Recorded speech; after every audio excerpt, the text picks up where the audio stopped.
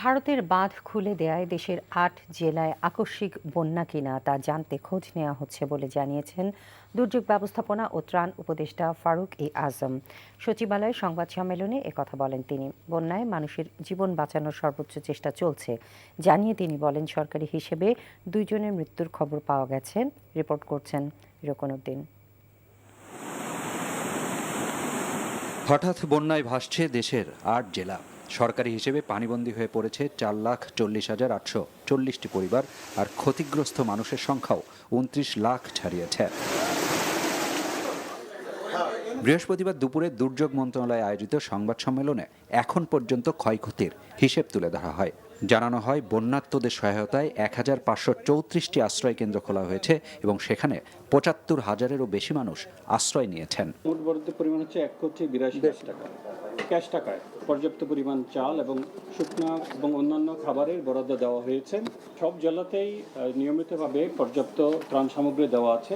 বন্যার পূর্বাভাস না থাকায় সংকট বেড়েছে জানিয়ে দুর্যোগ ও ত্রাণ উপদেষ্টা বলেন, পানি নামলেই শুরু হবে পুনর্বাসন কাজ। আকস্মিক ফ্ল্যাশ ফ্লাড যেটা বলে, কেউ কেউ বলছে যে এটা আমাদের উপরে যে উজান থেকে পানি আসছে, উজান থেকে মানে ভারতীয় অঞ্চল থেকেও পানি নেমে আসছে। বাঁধ খোলা হয়েছে, এটা পত্রপত্রিকায় লিখেছেন, বিভিন্ন মাধ্যমে এসছে।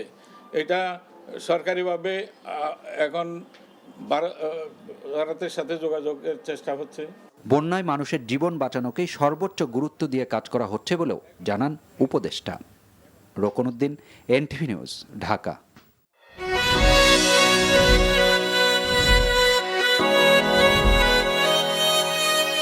এই শুনছো, উঠো না। আমি বলবো একটু ঘুমাই। তোর বাইরে লেগে এক কাপ চা বানাই দে। ভাইয়া, চাই কি চিনি বেশি দিব নাকি কম? 2 চামচ লবণ দিয়ে দে।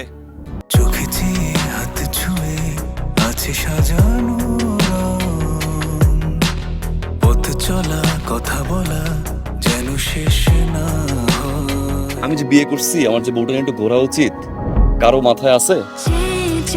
থাকি পথে আসলে তুমি বুঝি রাঙা রথে বিভোর হয়ে থাকি প্রতিটি ক্ষণ।